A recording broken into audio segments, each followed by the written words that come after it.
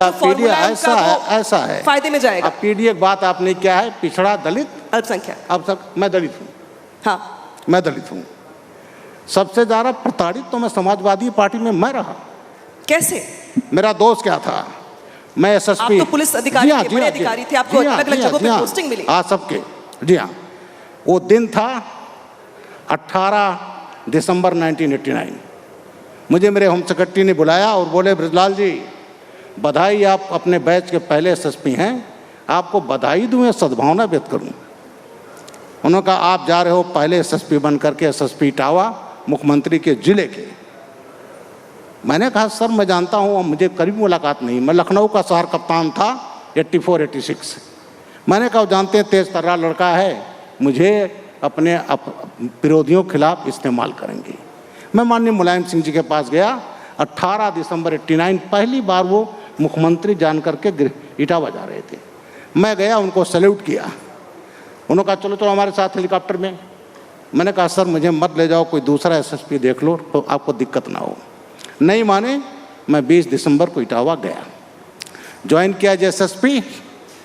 और उसी समय कुछ मुकदमे ऐसे थे, अरे कांग्रेस की सरकार थी लेकिन कांग्रेस के लोग प्रताड़ित होते थे इटावा मैनपुरी में।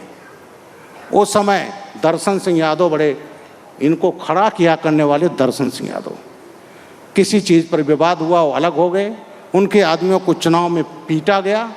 उस समय जब गया तो ग्वालियर मेडिकल कॉलेज में दाखिल थे, उनके मुकदमे और साथ ही साथ इन लोगों ने क्रॉस केस कायम किया। मुझे 31 दिसंबर को बुलाया गया 1989 को, और वहाँ कहा गया कि ऐसा है कि जो माननीय मुलायम सिंह जी, इनके परिवार को लोग नामजद हैं, उसको ख़त्म करिए और दर्शन सिंह यादव उनके पार्टी के लोगों को मारकर बंद कर दीजिए। मैंने कहा मैं मध्य मार्ग नहीं चलता, मैं सत्य के मार्ग चलता हूँ। मैंने कहा सबसे दोषी तो ये लोग हैं, चलिए हमारे मुख्यमंत्री में चार्जशीट नहीं लगाऊंगा, लेकिन दर्शन सिंह यादव पर भी चार्जशीट नहीं लगेगी। मैंने वो मुकदमे ख़त्म कर दिए दोनों। उसके बाद क्या हुआ बता रहा हूँ। वो दिन था 8 जनवरी 90। शिवपाल सिंह जी को पहली बार चुनाव लड़ाया गया इसका कोऑपरेटिव बैंक का। वो सोचते थे भाई मुख्यमंत्री तो कोई लड़ेगा नहीं, एक हाकिम सिंह यादव लड़ गए कांग्रेस के। जब वो गए वहाँ पर तहसीलदार मजिस्ट्रेट की कोर्ट में, तो उनके लोगों को पीटा गया। शिवपाल जी ने तहसीलदार की फाइल फाड़ दी, अपने को अनअपोज डिक्लेयर करा लिया और उल्टा उनकी पार्टी पर हाकिम सिंह यादव के मुकदमा कायम करा दिया गया। 2 दिन के बाद मेरे डीएम ने कहा कि साहब मुख्यमंत्री जी का ने गिरफ्तारी, हमसे बात करना छोड़ दिए थे। तो मैंने कहा तुम दांतों झूठा मुकदमा? बोले हाँ। हर हफ्ते आए, मैं गया, मैं अभी उस चीज़ को कहा था, अपनी किताब में लिखा, मेरी पुस्तक है इटावा फाइल्स। मैं गया, मुख्यमंत्री जी ने बिना किसी प्रस्तावना शुरू हुआ, मैं जानता हूँ कि झूठा है, मैं जानता हूँ कि झूठा है, गाली देकर कहा हिम्मत हो जाए मेरे भाई का विरोध करें, आप गिरफ्तार नहीं कर रहे हैं। हमने कहा सारी सर झूठे केस में गिरफ्तारी नहीं होती। अब आइए, बड़ा लंबा हो जाएगा, लेकिन जो फर्क है उसका बता दूँ। वो दिन था 8 अप्रैल 90।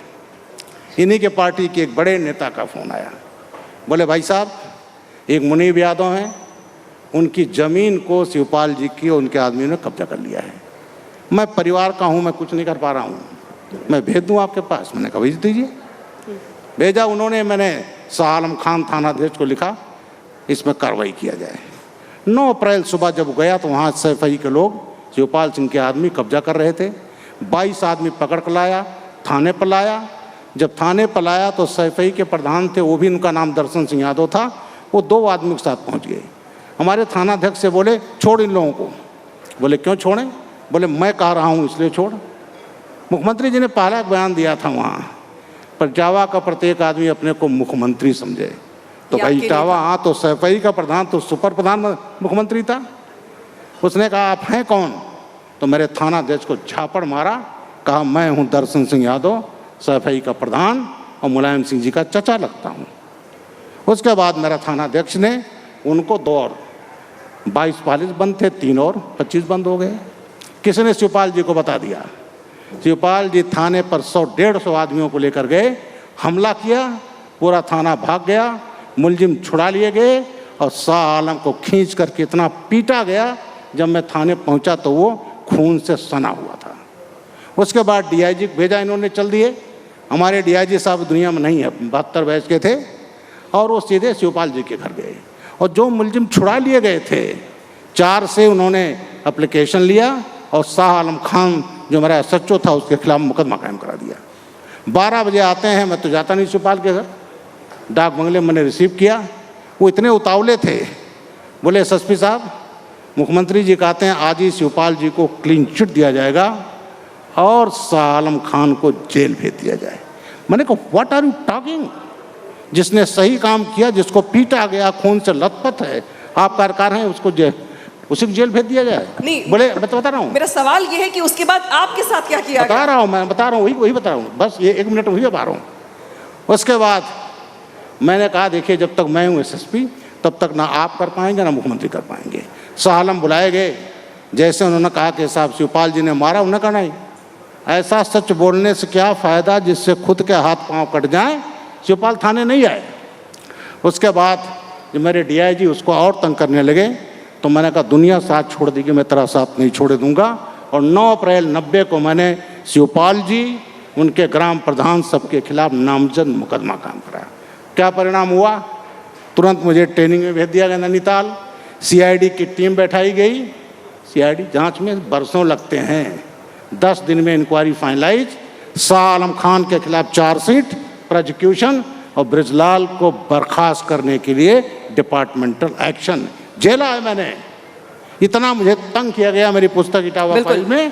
तो वो था राजनीति जो मैंने नहीं किया, लेकिन मुझे खुशी है, आई हैव नो रिग्रेट।